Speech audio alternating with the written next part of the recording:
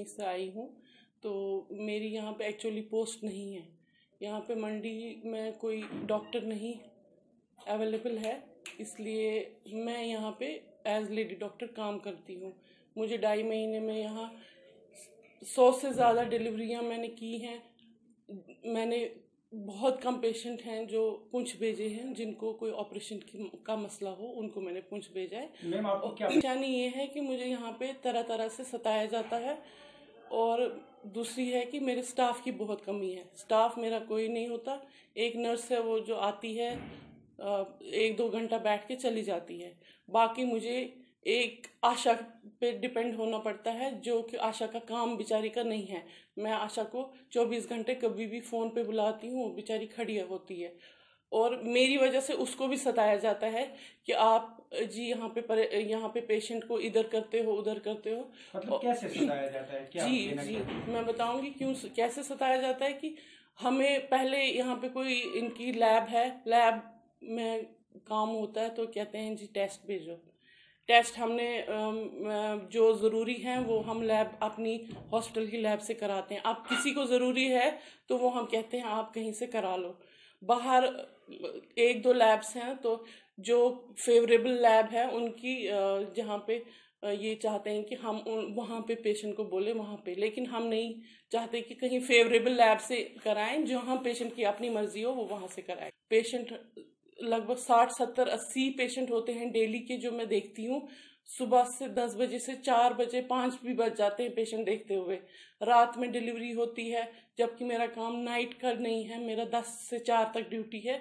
मैं नाइट में भी पेशेंट देखती हूँ, नाइट में भी डिलीवरियाँ कंडक्ट करती हूँ और लोगों की मुश्किलें आसान करती हूँ। कि यहाँ पे एक तो बाहर केमिस्ट वाले जो परेशान मुझे करते हैं, वो दवाइयाँ उनकी सही नहीं होती, तो फिर मैं उनको वापस करती हूँ तो कहते हैं जी हमारी दवाइयाँ लिखो। उस बात पे भी बीएमओ साहब ने मुझे बोला जी आप क्यों ये उनकी दवाइयाँ नहीं लिखते हो। मैं कहा जो मेरे पेशेंट को सही दवाइयाँ होंगी मैं वही लिखूंगी, और इनको अवेलेबल करानी है। दूसरा, बीएमओ साहब खुद लोगों की बातें सुन के बार बार मुझे परेशान करते हैं। कहते हैं जी आप जी पैसा लेते हो। इसको भी बोलते हैं कि ये मेरी आशा है, जबकि इसका काम नहीं है। यहाँ पे इस टाइम 5 बज रहे हैं, हम यहाँ पे हैं क्योंकि हमारी 2 पेशेंट डिलीवरी वाली अंदर हैं, जबकि दूसरा स्टाफ नर्स स्टाफ होना चाहिए, यहाँ कोई स्टाफ नहीं है। बीएमओ साहब को कितनी बार बोला मुझे स्टाफ दे दो, कहता है स्टाफ की कमी है। मैंने कहा फिर चलो जी आप जैसे काम चलाते हो आशा से काम चलाओ। मैं आशा से काम चलाती हूँ तो फिर उनको ये भी सही नहीं लगता। इनको भी परेशान किया जाता है। इल्ज़ाम लगाते हैं कि आप जी पेशेंट से पैसा लेते हो। मुझे बीएमओ साहब कभी आके दिखाए, मेरे सामने लाए पेशेंट को, मैंने किसको पैसा मांगा, कैसे पैसा मांगा। और 24 घंटे मेरी ड्यूटी नहीं है यहाँ पे। 24 घंटे मैं पेशेंट की सहूलियत के लिए यहाँ हूँ। सहूलियत आप किसी भी पेशेंट से आके कभी भी पूछिए। रात में 3 बजे, रात में 2 बजे, रात में 12 बजे, जब भी पेशेंट मेरे दरवाजे पर नॉक करता है, मैं उसी टाइम पेशेंट को देखने आती हूँ, खिदमत करती हूँ। आपके साथ कितने टाइम से हो रहा है? जब से मैं यहाँ आई हूँ तभी से ये शुरू हो गया। जबकि मैंने बीएमओ साहब को बोला था अगर आपको मेरा काम करना पसंद नहीं है आप मुझे यहाँ से जाने की इजाज़त दीजिए, मैं यहाँ से चली जाऊंगी। बीएमओ साहब कहते हैं नहीं जी मैं कैसे लिख सकता हूँ, आपकी ज़रूरत नहीं है। कि जबकि यहाँ पे कोई डॉक्टर टिकता नहीं है।